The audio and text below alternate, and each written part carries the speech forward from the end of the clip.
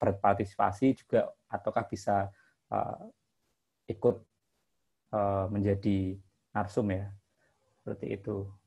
Mungkin lebih kepada isu-isu current affair. Oke, karena ini udah waktunya udah kelewat hampir mau setengah jam, karena kemarin tadi ada sedikit masalah trouble, dan saya mulai aja diskusi kali ini ya. Hari ini kebetulan yang ngisi saya sendiri, saya dan Mas Insan yang dia akan menanggapi paparan presentasi dari saya.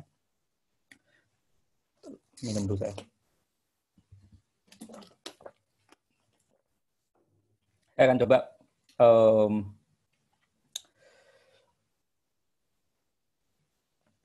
mempresentasikan Against the Oligarchy, Bernie Sanders Political Communication in the US. Sebenarnya materi ini sudah ada sejak 3 bulan kemarin ya, 3 bulan atau sekitar 2 bulan atau 3 bulan ya, April.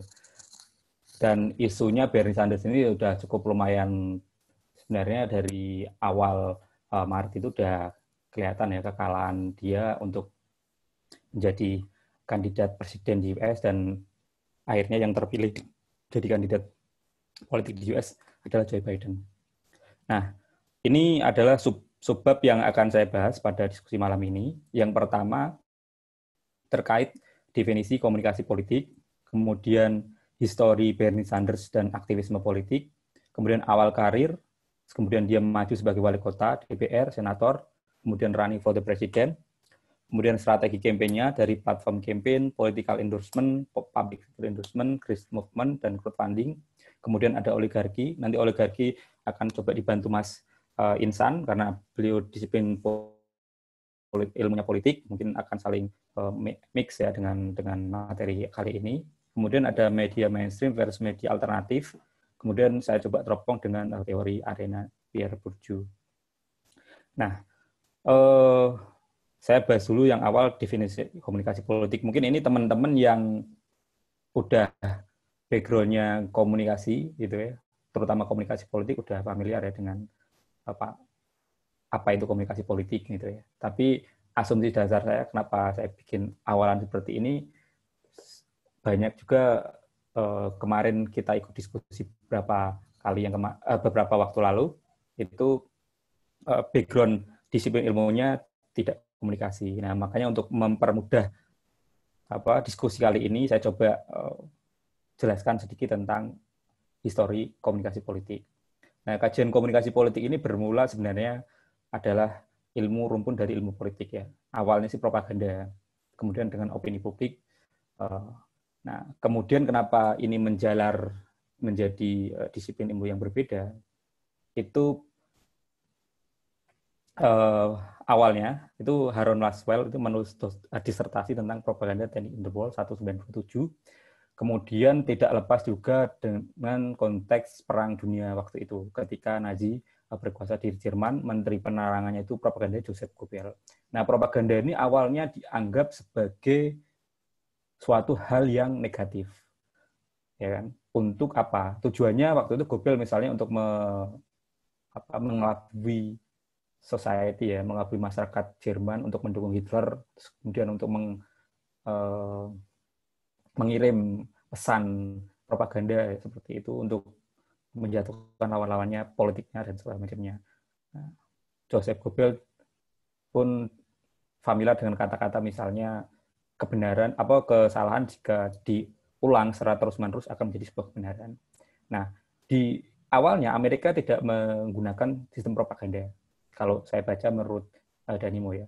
Nah, ketika meletuslah Perang Dunia Kedua, kemudian dia menganggap bahwa propaganda itu dianggap perlu, kemudian dia membuat namanya Office War Information. Nah, di dalam Office War Information itu ada Wilbur Sakram, terus kemudian ada Karl Hofland, itu salah satu kalau teman-teman baca ilmu komunikasi itu salah satu pendiri ya, salah satu tokoh-tokoh pendiri awal peletak fondasi komunikasi di ilmu komunikasi terutama di Amerika. Nah, mulailah seperti itu awal historikanya mulai terus kemudian bercabang terhadap ilmu komunikasi politik.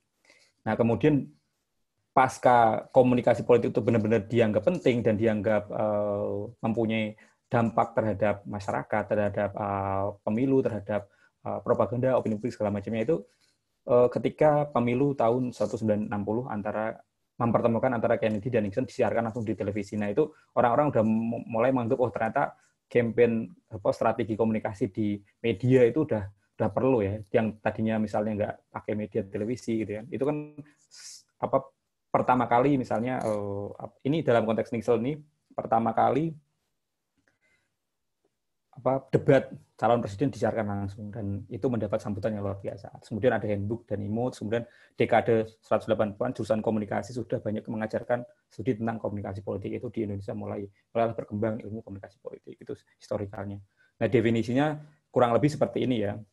Intinya poinnya komunikasi digunakan untuk mempengaruhi publik ya, untuk mempersuasi untuk tindakan-tindakan politik, kemudian untuk mendorong tindakan politik gitu. Komunikasi politik digunakan untuk misalnya aktor-aktor politik, kemudian digunakan untuk aktivisme politik, digunakan untuk mungkin dosen komunikasi politik juga sebagai pengamat dan sebagainya. Nah, cakupan atau elemen komunikasi politik sebenarnya nggak jauh-jauh dari ini ya. Ada komunikator politik, pesan politik, media politik, komunikan politik, kemudian ada efek politik.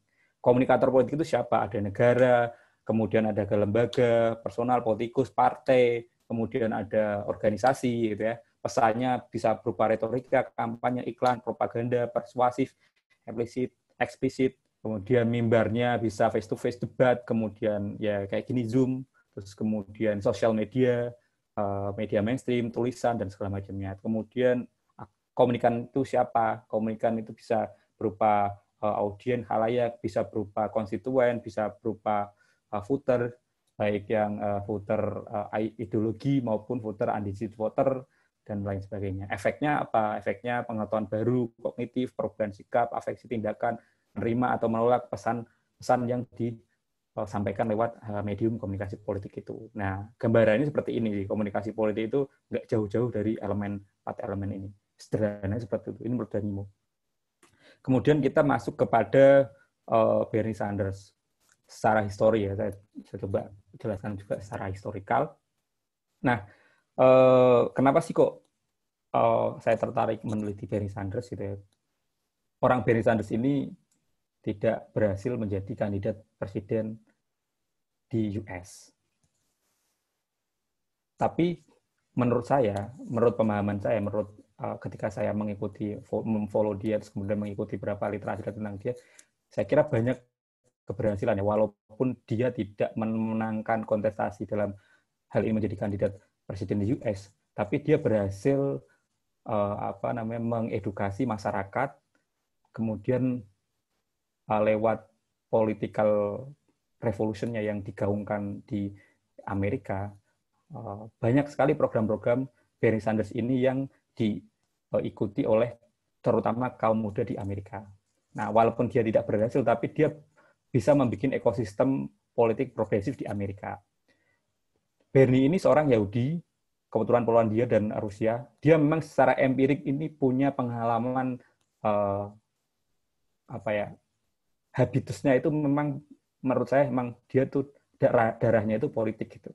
Dia orang tuanya imigran ke Amerika dan saudara-saudaranya banyak ditangkapi Nazi gitu. Terus kemudian dia punya pengalaman itu, dia menganggap bahwa politik itu adalah penting untuk menentukan sikap orang banyak. Jadi kuliah pun dia di politik, kemudian aktivisme pun di politik gitu. Dan bahkan dari awal karirnya di politik dia self-proclaim itu dirinya sebagai seorang demokratik sosialis di Amerika. Nah, menariknya secara perpolitikan di Amerika kan ide tentang sosialis ini kan agak sedikit ide yang terpinggirkan ya. Misalnya kita lihat Partai Demokrat atau Partai Republik itu secara menurut pemahaman saya itu, nah ini saya disclaimer di awal, saya bukan studi American Studies, kalau teman-teman nanti mungkin ada yang bisa menambahkan tentang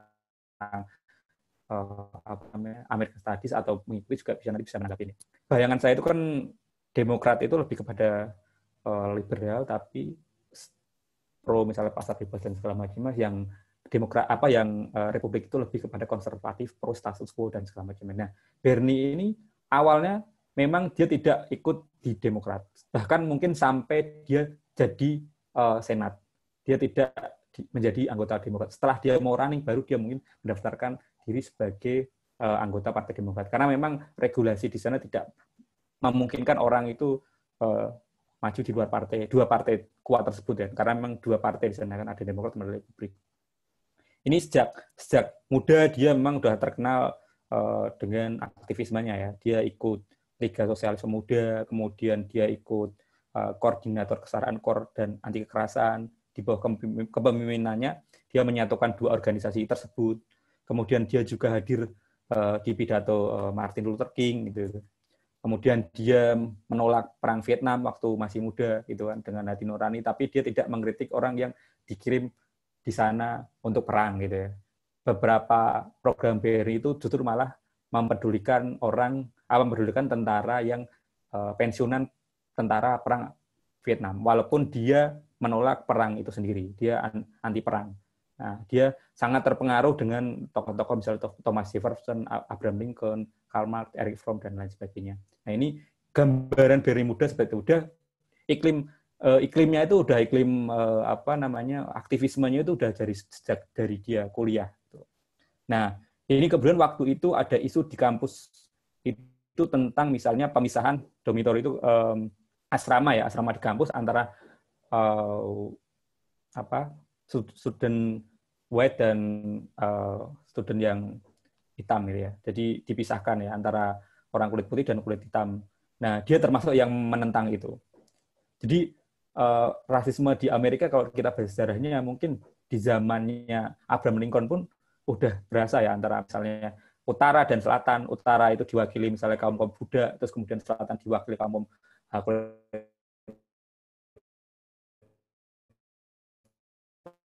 putih gitu ya. Misalnya supremasi white, kulit putih di sana itu. Nah, itu sejarahnya sedikit enggaknya mempengaruhi penolakan BRI terhadap supremasi white, kulit putih. Nah, ini dia pasang badan, dia menolak seperti itu. Nah, kemudian itu dia sempat ikut terhadap protes sampai ditangkap polisi dan segala macam. Nah, aktivisme BRI ini memang dilakukan sejak di kampus ya. Dan konsen gitu loh, orang mendapuk dirinya untuk sebagai sosialis demokratik gitu ya. Itu dari sejak dia kuliah sampai sekarang, sampai hari ini, sampai dia bahkan berani itu untuk tidak populer gitu ya. Maksudnya dengan ide tidak populer, awalnya tidak populer, ide progresif yang tidak populer, akhirnya justru malah diterima kalangan kaum muda di Amerika.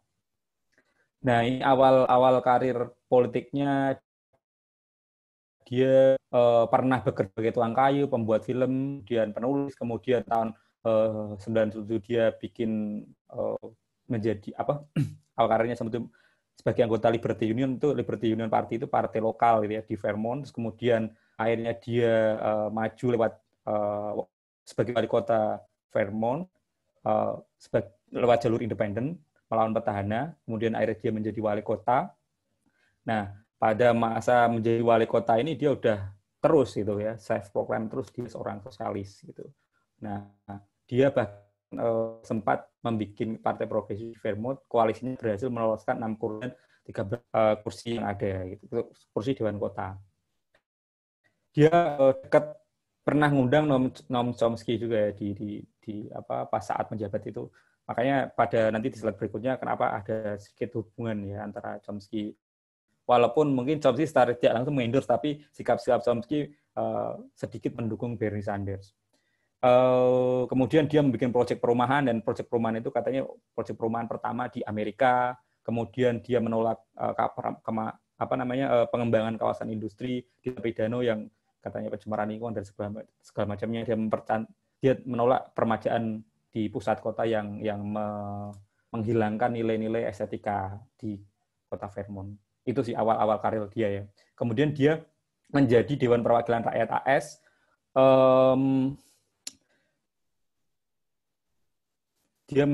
Sanders menjadi anggota DPR selama 16 tahun, 1991 sehingga terpilih sebagai senator tahun 2007. Kemudian dia menjadi anggota DPR AS, terpilih 40 tahun sebelumnya. Washington Post, dia menjadi salah satu anggota Dewan pertama ya setelah 40 tahun sebelumnya ada itu.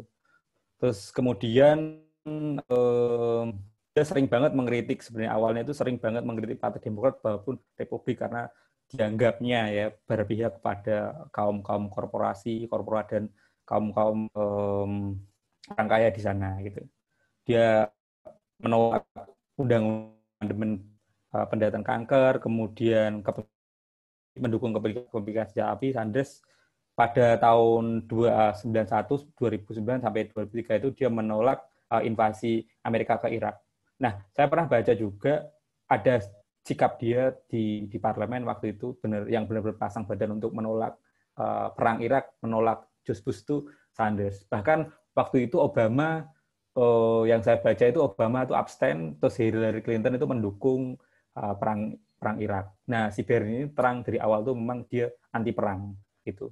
Nah, kemudian lanjut lagi ke dia menjadi senat tahun 2007. Tahun 2007 dia membuat kesepakatan dengan Partai Demokrat untuk menolak pencalonan resmi partai, tapi Sanders dianggap sekutu Demokrat karena ide dengan Demokrat daripada itu. Terus kemudian Sanders tuh mengalahkan pebisnis Rich Heran dibanding satu, kampanye lawan dinilai kampanye termahal sepanjang sejarah Vermont. Kampanye Rich Heran itu kampanye yang paling bagus. Kemudian Sanders dengan dari Amangkon dan crowdfunding-nya ya dengan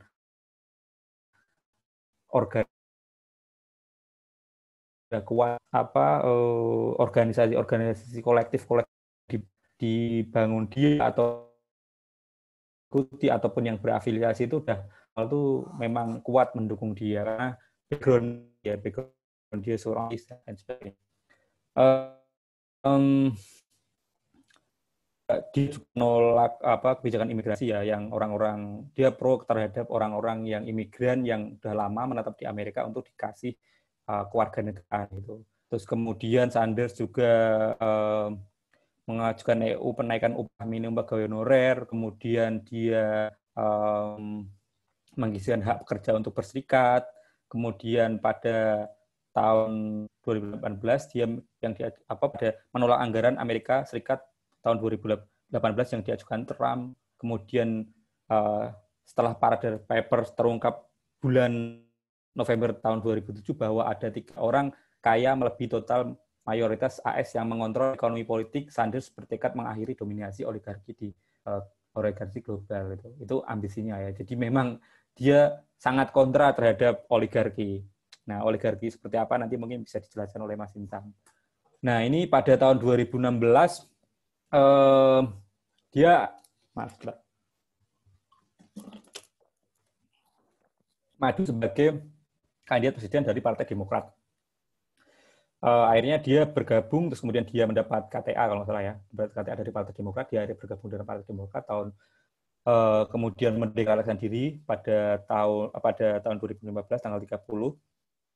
Slogan pertama yang diucapkan itu, saya tidak yakin orang-orang berjuang mempertahankan demokrasi Amerika ingin orang-orang kaya menguasai proses politik. Nah itu di kota kelahirannya di kota Vermont, dia pertama kali menjadi wali kota, dia mendeklarasikan diri sebagai running for the President Amerika Serikat. Kemudian prinsip yang selalu diangkat itu adalah tentang pembelaan terhadap kelas ya, perbedaan terhadap kaum-kaum marginal, kaum-kaum kelas pekerja, kemudian pembelaan terhadap ide-ide progresif yang dikeluarkan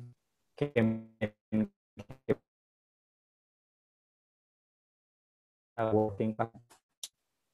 Kemudian di tahun 2016 itu dia kalah dengan Hillary Clinton,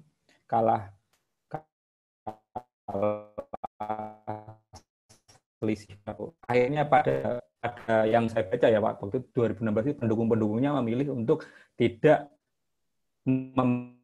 memilih dari apa itu yang menyebabkan Hillary kemudian nggak tahu, tapi popular vote kan Hillary kemarin itu menang, cuman secara electoral vote yang di Senat Donald Trump menang, dan akhirnya Donald Trump yang menjadi presiden Amerika itu. Tapi kubu si Bernie Sanders ini tahun 2016 khususnya kaum muda yang tergabung di DSA, Demokrasi Sosialis, kemudian yang tergabung di berbagai elemen-elemen organisasi di sana itu memutuskan untuk golput. Saya nggak tahu apakah ini tradisi ini yang dikembangkan kemarin ya. Ada berapa kan, misalnya di Indonesia juga ada wacana atau narasi tentang golput ya. Nah, di Amerika juga ada. Walaupun Sanders akhirnya dia mendukung Hillary untuk maju gitu. Tapi tekadnya itu bukan semata-mata mendukung Hillary untuk melawan Trump, karena dia memang anti Trump. Secara uji, secara produk politik, secara gaya strategi kampanye itu memang kontra banget dari itu Bernie Sanders ini dengan Trump. Bahkan waktu itu sebenarnya banyak anggapan kalangan pengamat itu ketika Bernie ini menang di konvensi Demokrat, dia akan menjadi lawan yang sangat berat untuk Trump dan mungkin malah bisa akan memenangkan. Tapi masalahnya di nominasi itu dia tidak mendapatkan suara terbanyak, dan bahkan kubu Obama pun jelas-jelas mendukung Hillary gitu ya. Nah, fraksi dari Bernie ini yang saya lihat itu berbeda dengan kubunya Obama di Demokrat sendiri gitu. Dia sebenarnya di Demokrat itu awalnya dia minoritas, tapi kemudian ide-idenya akhirnya diterima karena ide-idenya dianggap itu ya sesuai dengan kebutuhan Mas BK pada 2016 sampai sekarang katanya. Nah, ini kemudian dia running lagi tahun 2019 di Vermont lagi, dia mengumumkan untuk menjadi presiden, dia maju menjadi kandidat presiden dari Partai Republik dari Partai, kemudian menunjuk seorang Muslim Faiz Shakir untuk pertama kalinya dalam sejarah Amerika sebagai ketua pemenangan kampanye. Jadi ketua pemenang kampanye dari Islam gitu. Nah, ini platform-platform dari Bernie Sanders dari dia aktivisme sejak di kampus, kemudian dia maju sebagai wali kota, sebagai DPR, kemudian sebagai Senat, kemudian sebagai DPR running for the president gitu ya. Untuk yang saya pahami terhadap Bernie Sanders ini, dia seorang yang konsisten. Dia nggak